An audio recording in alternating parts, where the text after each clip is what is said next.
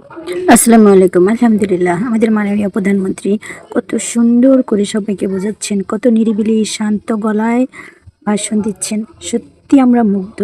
ওনার কথাগুলো সত্যি চমৎকার ছিল। উনি এতিমদের নিয়ে কত সুন্দর করে কথা বললেন। উনি জাকাত নিয়ে কথা বললেন। আসলে আমাদের যে দলনেতা হয় সে কিন্তু সবসময় অনেক ভালো হয়, কিন্তু আমরা আসলে দলটাকে ভালো রাখতে পারি না। দলের মধ্যে কিছু লোভী মানুষ, স্বার্থপর মানুষ কাজ করে, যারা সবসময় নিজেদের স্বার্থের কথা ভাবে, কখনোই দেশের কথা ভাবে না।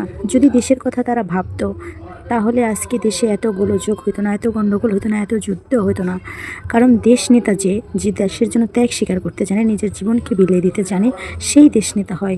সেই দেশের মানুষকে নিয়ে অনেক ভাবেন। কিন্তু ওই যে দলের মধ্যে কিছু শয়তান ইবলিশ ঢুকে যায়, তারা দলটাকে নষ্ট করে দেয়। তারাই ফেসিবাদে পরিণত হয়। তারা নিজেদের স্বার্থ উদ্ধার করতে গিয়ে এতিম, গরিব, অসহায় কোনো কিছু মানে না। রিক্সাওয়ালা, ছোট দোকানদার কাউকে মানে না, সবার কাছ থেকে চাঁদা খায়। ওদের একটু লজ্জা শরম কমই হয়। এরা পরের জমি দখল করে। আচ্ছা, আমরা কি দেখেছি কখনো কোনো দলনেতা এগুলোর মাইনা নেয় বা কি এরা হুকুম করে? এরা কখনোই কিন্তু এগুলো করে না। কিন্তু সর্বশেষ গিয়ে তাদের ঘাড়ে এই দোষগুলো জমে। এগুলো যারা করে তারা অবশ্যই ছোট লোক। তারা এই সমাজের জন্য অবশ্যই অশুভকর হয়। কিন্তু আমরা শেষমেশ ওই দলনেতাকে অনেক কথা বলি। দলনেতাকে নিয়ে অনেক কিছু হয়, দলনেতার নামেই মামলা মোকদ্দমা হয়। আসলে দলনেতা যারা হয় তারা দলটাকে নিয়ে অনেক অনেক ভাবেন। দলের মানুষগুলোকে নিয়ে ভাবেন, দেশের জনগণ নিয়ে ভাবেন, দেশের সম্পদ নিয়ে ভাবেন। একজন দলনেতার পক্ষে তো কখনোই একটি দেশ একা পরিচালনা করা সম্ভব না, তাই না? আমরা সবাই যদি সহযোগিতা করি, সবার মন মানসিকতা যদি উদার হয়, তাহলেই একটা দেশ ভালোভাবে পরিচালনা করা সম্ভব। কিন্তু আমাদের সবার মন মানসিকতা হলো খাই খাই, কিভাবে পরকে ঠকাবো, কিভাবে পরেরটা খাবো। এছাড়া আমাদের আর কোনো চিন্তা ভাবনা নাই। আমরা নামাজ পড়ি আর চিন্তা করি অন্যের হক কিভাবে নষ্ট করব। আমরা যদি পরস্পর সবার প্রতি ভালোবাসা থাকতো, আমরা যদি সব সময় পাশে কে খেয়ে আছেন, কে না খেয়ে আছেন তার খোঁজ খবর নিতাম, বাকি আমাদের কথার দ্বারা কেউ আঘাত পেয়েছে কি না সেটা যদি আমরা নিজেরাও ফলোআপে রাখতাম, তাহলে কি আমাদের দেশে এত হিংসা বিদ্বেষ, এত কষ্ট, এত হাহাকার, এত দুর্দশা থাকতো? কখনোই থাকতো না। আমরা নিজেরাই তো নিজেদের নিজেদের লাইফটা কীভাবে পরিচালনা করব সেটা নিয়েই ব্যস্ত থাকি। কিন্তু এই লাইফ পরিচালনা করতে গিয়ে যে অন্য কোনো মানুষ কষ্ট পাচ্ছে, অন্য কোনো মানুষ আমাদের কথার দ্বারা আঘাত পাচ্ছে, এগুলো কখনোই ভাবে না। আসলে প্রত্যেকটা মানুষ সে তার নিজ স্থান থেকে তার গুণগুলো বিবেচনা যদি করে, আর তার দোষগুলোও যদি বিবেচনা করার মতো মন মানসিকতা থাকে, চিন্তা চেতনা থাকে, তাহলে দেশে আর কখনোই এরকম দুর্দশা নেমে আসে না, এত হাহাকার নেমে আসে না, মানুষ মানুষকে ভয় পায় না।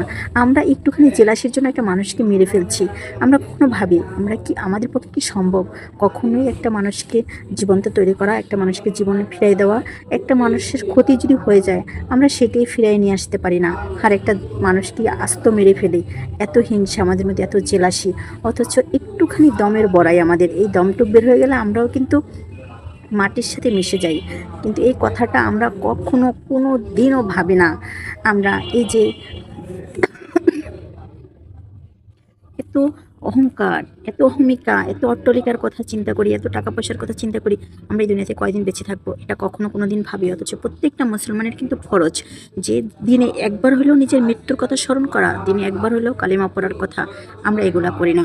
আমরা সারাক্ষণ পরের নিন্দা কিভাবে করা যায়, পরে ভালো কাপড়টা পরলো আমি কেন পরতে পারলাম না, কে সুখে আছে আমি কেন থাকতে পারলাম না, কে ভালো আছে তার ভালো থাকাটা কিভাবে নষ্ট করা যায়, এগুলো নিয়ে সমালোচনায় বসে থাকি, এগুলো নিয়েই চিন্তা করি।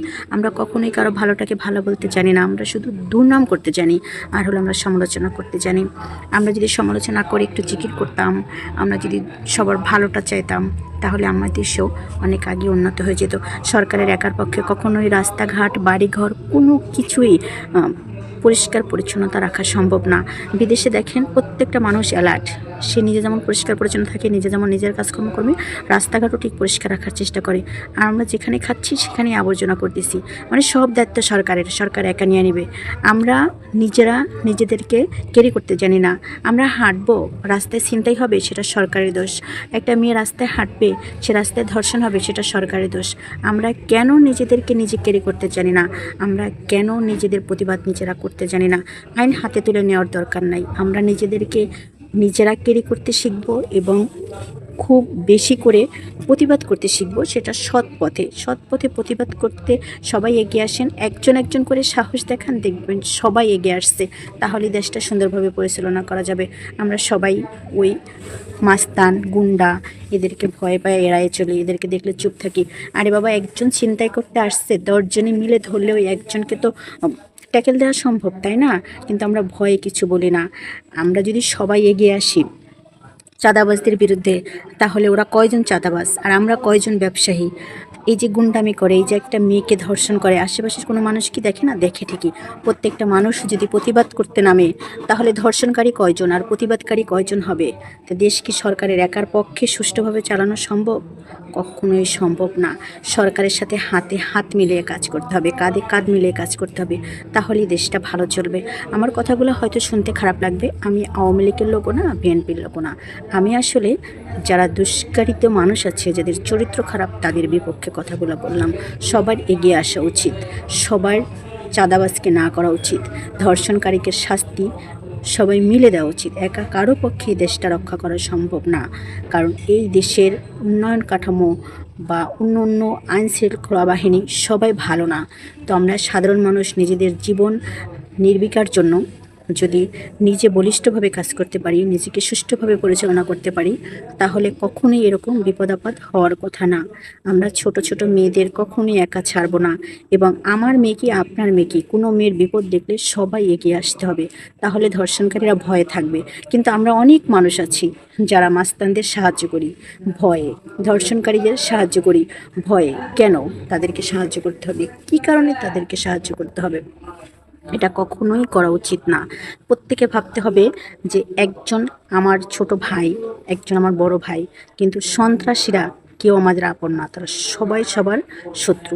এটা যদি ভাবি, তাহলে কখনোই দেশে এরকম অরাজকতার সৃষ্টি হবে না। প্রত্যেকে মিলেমিশে কাজ করলে, দেশটা সুষ্ঠুভাবে চললে, বিশ্ব দরবারে আমাদের বাংলাদেশ সুনাম খ্যাতি অর্জন করবে।